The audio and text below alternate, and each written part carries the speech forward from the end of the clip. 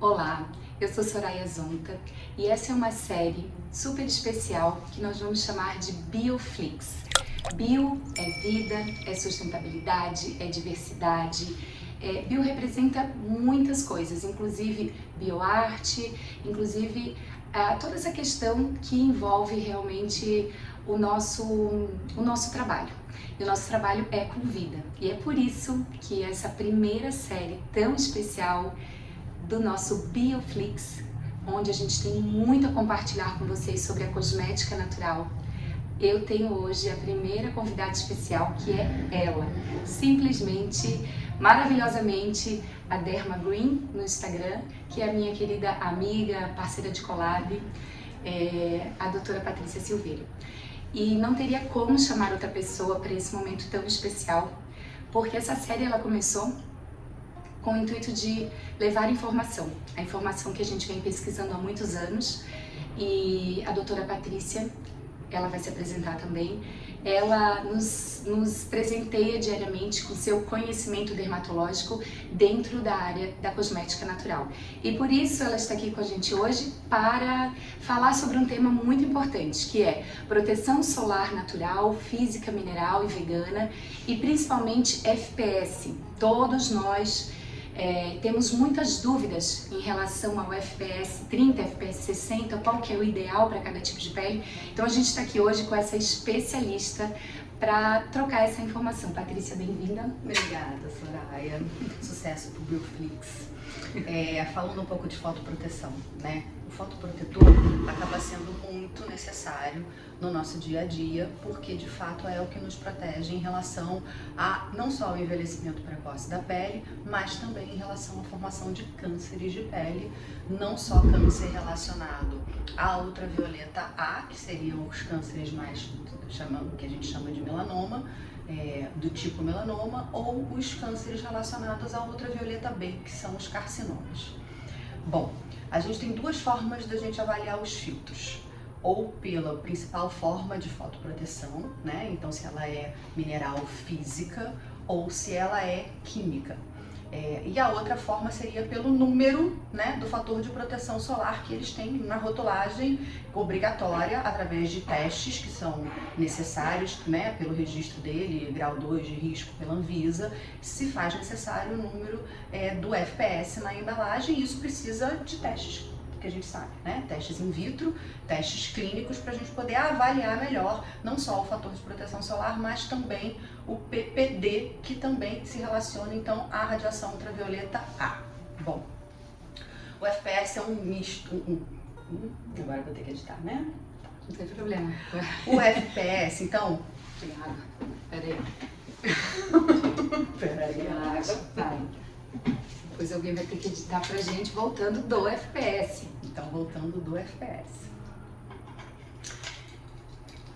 Então, o FPS acaba sendo um valor que a gente chega através desses testes e que, na verdade, ele varia aí entre 8 e 50 mais pelas regras mais atuais. Até pouco tempo a gente via os fatores de proteção solar com números muito altos, 80, 90, 100, 120, não que eles ainda não existam, mas de um modo geral a Sociedade de Dermatologia Mundial entende que esse FPS muito alto traz uma certa falsa proteção para o usuário do produto, ou seja, na hora que você compra um fator de proteção solar muito elevado, um produto com aquele fotoprotetor elevado, você tem a falsa ideia de que aquilo ali está te protegendo muito. E de um modo geral, acontecem dois erros. Ou você usa pouco produto na sua pele, e isso impacta diretamente esse fator de proteção solar, então não adianta ter um FPS alto, um produto, um fotoprotetor com FPS alto, se você passa pouco dele na tua pele. Então você já não está protegendo do jeito que ele prometeria. E a outra coisa é que as pessoas não reaplicam esse protetor como deveriam também. Então acabam que se expõem mais do que poderiam no sol, mesmo com esse fator de proteção solar super elevado, e acabam se queimando ou tendo a questão da fotocarcinogênese associada a esse produto. Eu só queria fazer um adendo que, por lei, a Anvisa exige que seja reaplicado o protetor a cada 2 horas, ou após um mergulho no mar, na piscina, ou um suor excessivo. Ou seja, é lei, seja um filtro solar químico ou um filtro solar físico. Então, como a doutora Patrícia citou antes, existe essa questão de achar, eu vou estar protegido 60 vezes mais, e acaba tendo esse problema. Mas é interessante até, Patrícia, que nos Estados Unidos, Japão e França já existe aí algumas leis falando que acima de 45, 50 o FPS nada mais é do que pura química. Podemos falar um pouco disso? Então, na verdade, a gente tem, então, os filtros, eles são classificados como os filtros físicos, que são esses filtros que a gente coloca sobre a pele, eles fazem uma maquiagem, uma cobertura que reflete a radiação. Ou os filtros híbridos ou mistos, que misturam as partículas minerais com as partículas de ingredientes químicos. Ou a gente tem os filtros puramente químicos, que normalmente são esses filtros que são transparentes e que a gente passa na pele e absorve todo, completamente, que são os filtros que combinam vários ingredientes químicos. Alguns deles são fotoprotetores químicos contra o ultravioleta A e outros são fotoprotetores contra o ultravioleta B. Por isso eles precisam ser associados numa mesma formulação para conseguir ter um fator de proteção em todas, contra todas as radiações, ultravioleta A, ultravioleta B, luz visível, infravermelho, luz azul. Então você acaba tendo vários ingredientes, fazendo uma fórmula com multi-ingredientes para que você tenha então essa fotoproteção mais ampla. Quando você tem o filtro físico, ele acaba sendo uma barreira contra todo tipo de radiação. Não importa se é o A, a ultravioleta A, ultravioleta B, ou infravermelho, ou luz visível, ou luz azul, porque você está ali usando uma barreira física, Então ele acaba sendo um refletor para qualquer tipo de radiação. E a questão de muitas vezes ter que acrescentar mais química ou mais ativos, que eu digo que são assim até pegajosos, aqueles ativos que para segurar mesmo o protetor solar, eles estão prejudicando o organismo de alguma forma. Não só o organismo, como a vida, enfim. De certa forma, eles são derivados do petróleo, eles são derivados do óleo mineral e eles são partículas de silicone, Que são as partículas que a cosmética usa, a cosmética convencional usa, para que um produto tenha uma maior resistência à água. Normalmente ou são polímeros plásticos ou são derivados do silicone ou do petróleo. Então a gente fica com essa questão relacionada à cosmética do produto. E aí a gente começa a pensar, para uma pessoa que tem pele sensível, para uma pessoa que tem pele com alergias, rosácea, psoríase, ou até bebês que têm uma pele super sensível, o que impacta esse acúmulo de química também que vai para o organismo? De certa forma, você não teria a indicação de usar fotoprotetores químicos em crianças, em bebês. A ideia é que você só usa a partir dos 6 meses e mesmo assim em vários países no mundo existem restrições em relação aos ingredientes dos filtros solares químicos para crianças menores de 3 anos. Porque esses ingredientes teriam a capacidade de penetrar na corrente sanguínea, independente do produto não ter uma penetração muito importante na pele, existe uma permeação aos ingredientes químicos da formulação em si. E aí essas substâncias na corrente sanguínea, ao longo de algum período, então da exposição ao longo de um verão, 2, 3, ao longo aí de uma vida, de uma infância, você poderia acelerar certas questões como a puberdade precoce, poderia acelerar alterações hormonais relacionadas à alteração da tireoide, alterações do sistema reprodutor, enfim. Então você tem aí algumas questões de substâncias funcionando como o que a gente chama de disruptores hormonais, que são ingredientes da cosmética convencional que ao longo de alguns anos, utilizando os produtos, eles começariam a agir interrompendo o funcionamento natural dos nossos hormônios. E aí a questão que muitos não sabem, o que é a permeação? Então, só explica um pouquinho pra gente, por favor, porque... A gente tem alguns ingredientes, um cosmético é feito de vários ingredientes. Alguns ingredientes eles são feitos para serem mais resistentes à água, e para ficarem então mais na superfície da pele, sem essa penetração. Então seria mais ou menos o corpo do produto, os óleos minerais, os silicones, esses polímeros acrílicos, eles fazem como se fosse o corpo do produto. Em relação aos demais ingredientes, alguns são penetráveis sim, mesmo estando nessa composição do produto. Então a gente teria a penetração, por exemplo, dos ingredientes da composição da fragrância, inclusive são normalmente uma parte dos ingredientes mais alergênicos para a pele, né? E se eles são alergênicos é porque eles penetram, né? Eles penetram, eles são capazes de estimular o sistema imunológico, causando então uma reação de imunidade específica, que a gente chama. A gente teria a permeação também dos conservantes principais e vários estudos mostrando que existe a eliminação deles após um tempo, algumas horas, pela urina, né? Então a gente tem a absorção desses ingredientes através da pele e a gente também teria a absorção de alguns ingredientes dos filtros químicos também, com alguns estudos mostrando que existe um acúmulo sim no sangue e a presença inclusive desses ingredientes no sangue do cordão umbilical, no líquido amniótico e no leite materno, inclusive, quando você usa durante a gestação ou durante a lactação. E a doutora Patrícia explique para vocês qual a diferença entre usar um FPS 30 e um FPS 60. Então, o fator de proteção solar, que é esse número do FPS, ele protege contra a radiação ultravioleta B. A proposta dele é evitar as queimaduras solares.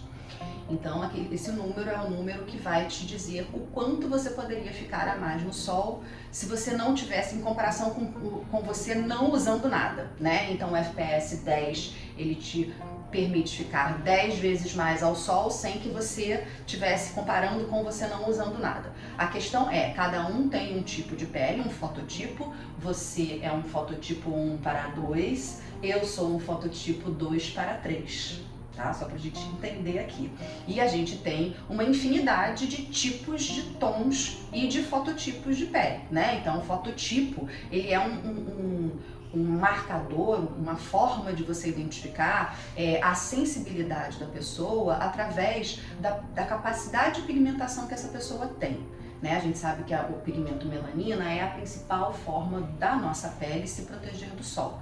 Conforme a gente vai se expondo ao sol, a gente vai tendo a capacidade ou não de produzir este pigmento, que nada mais se traduz como o bronzeado, né? E a gente vai então se protegendo mais do sol conforme a gente vai se expondo. Você, por exemplo, nunca fica bronzeada. Pois é. Eu já fico bronzeada, então é por isso que nós temos fototipos diferentes, né? Eu fico bronzeada, mas o meu bronzeado vai embora logo, ela fica vermelha e descasca. Então, você precisa de um FPS, teoricamente, maior, ou você precisa reaplicar mais esse produto na quantidade correta, ou às vezes até se proteger do sol na pior hora do sol. Se o fator de proteção solar equivale à fotoproteção contra o ultravioleta B, você não deveria ficar exposta ao sol entre 11 da manhã e 2 da tarde. Entendeu? Que é onde a gente tem a maior radiação do ultravioleta B ao longo do dia, né? Então é isso, ela deveria se expor mais de manhã, né? Menos na hora do almoço, por conta dessa questão. Enfim, a questão é, qual FPS é melhor? Será que o 60 é o dobro, né, de vantagens em relação ao 30?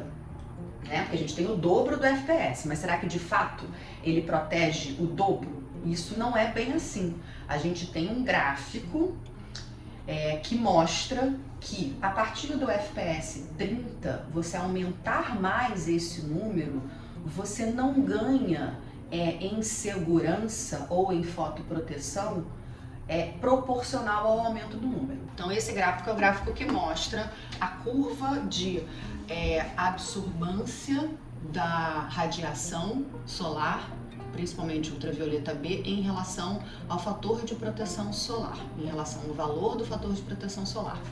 Então aqui eu tenho o percentual de radiação absorvida, né, em comparação com o número do fator de proteção solar. Aqui no fator de proteção solar 30, eu consigo ter uma absorvância, eu consigo ter uma absorção da pele, da radiação na pele, em torno de 96,7%.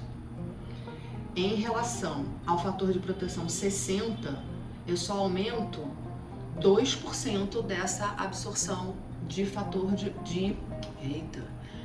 Em relação ao FPS 30, que eu tenho 96,6% de absorção da radiação ultravioleta, quando eu aumento para o FPS 60, eu só tenho, na verdade, ganho de 2% em relação à radiação ultravioleta absorvida. Ou seja, eu dobrei o fator de proteção solar, mas eu não dobrei a quantidade de radiação absorvida. Então, a vantagem de você ter um fator de proteção 30 para um fator de proteção 60 não é o dobro. Só equivale a 2% de mais absorção da radiação. Mas se a gente for considerar que na hora de uma formulação, para aumentar esse FPS, a gente precisa de o dobro de filtros, muitas vezes químicos. Com essa explicação do gráfico, acho que fica um pouco mais fácil para a gente entender, para vocês entenderem também. E aí começa uma outra dúvida.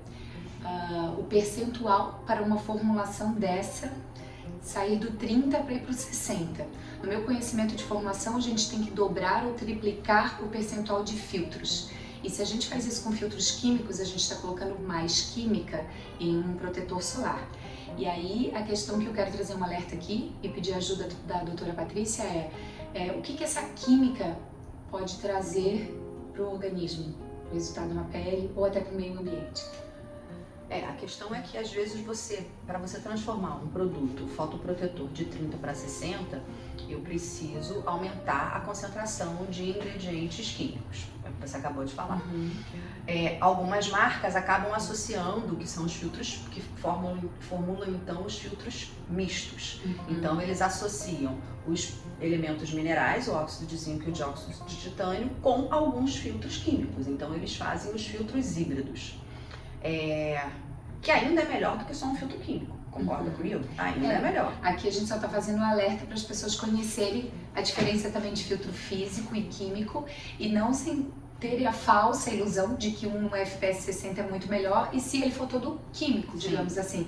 Porque aí tem essas questões de saúde da pele, do organismo e do meio ambiente. Essa questão do filtro químico, então, de fato, você conseguir ter numa formulação um FPS mais alto, porém às custas de ingredientes muito químicos... Vamos só falar ingredientes químicos aqui? Eu falo um, você fala um? De filtro. Porque a gente está falando aqui de filtro solar físico e filtro solar químico, falando que essa química é prejudicial e o alerta do que é essa química. Então, eu vou pedir para a gente citar alguns nomes para aparecer aqui na tela de filtros solares químicos. E aí vocês podem ter depois a possibilidade de olhar no site da empresa que vocês forem comprar ou no verso do produto, falando da questão prejudicial à pele quando o filtro só aumenta a característica de ter química, de composição química. E de um modo geral, esses filtros químicos, eles têm uma cosmética que se adapta melhor às peles, né? Então, eles acabam sendo cremosos ou com um veículo muito mais fino, muito mais leve, eles absorvem completamente, não deixam resíduo na pele. Então, eles têm ali uma cosmética que é mais aceita pela maioria das pessoas, principalmente quando a gente está falando de pigmentos de filtros físicos, né? É muito difícil a gente achar um filtro físico que tem uma cosmética boa, aceitável, principalmente para os países mais quentes, e também em relação à tonalidade deles, né? Porque naturalmente eles têm um pigmento claro, um pigmento esbranquiçado que é do mineral, da partícula utilizada, do óxido de zinco e do dióxido de titânio, ou eles ficam tendo uma coloração de tom de pele, o que, segundo, né, essa variedade enorme que a gente tem de fototipos, é muito difícil contemplar todos os tons de pele com os filtros físicos, né? Mas enfim, essa questão do filtro químico traz algumas coisas, não só em relação à absorção dos ingredientes que podem atuar ao longo do tempo com questões de saúde relacionadas a hormônios. A gente também pode ter processos inflamatórios. Essas substâncias, elas são relacionadas à produção de mais radical livre na pele, de aumento de processo inflamatório. Muitas vezes já tem artigos que mostram que alguns conservantes ajudam a degradar o colágeno da pele, porque justamente eles causam processo inflamatório de produção de radical livre, espécies reativas ao oxigênio. Então você fica com a pele muito mais vulnerável em relação ao desgaste natural dessa pele. Então você está usando um produto que na teoria é para te preservar, para te ajudar no resultado, né, na estabilidade, na fisiologia da tua pele, mas não necessariamente isso está acontecendo. Que essa questão de conhecer o filtro solar, se ele é físico, se ele é químico, se ele é híbrido, o que ele traz de benefícios ou até os malefícios para a sua pele. E aí eu quero que a doutora Patrícia faça uma frase final aí, como especialista. Eu acho que a questão da fotoproteção é importante, mas é importante a gente buscar também mais informações sobre o produto que você está escolhendo. Acho que essa é a primeira questão. E a segunda questão é não apostar todas as moedas, né, ou todas as questões e a responsabilidade no fotoprotetor. Eu acho que cabe a gente ter a consciência da fotoproteção de outros aspectos. Então a gente vai usar uma blusa ultravioleta, a gente vai usar, né, um chapéu, a gente vai se proteger debaixo de uma barraca, ou a gente até vai embora da praia no meio-dia, porque realmente não é um sol saudável para ninguém. Né? Mesmo quem tem uma pele super protegida naturalmente com melanina, não dá para se expor ao sol em determinadas épocas do ano, nos momentos de maior radiação. Então é isso. Esse foi o nosso primeiro Bioflix, né? Trazendo essa biodiversidade de conteúdo, de vida, informação com a doutora Patrícia, que no Instagram ela é a Derma Green e traz muita informação de cosmética natural e é a nossa parceira de collab. E eu só tenho a agradecer, né? E que a gente possa ter ajudado muito também com esse conteúdo. Beijo para todos vocês, beijo para Patrícia também. Até a próxima. Até a próxima.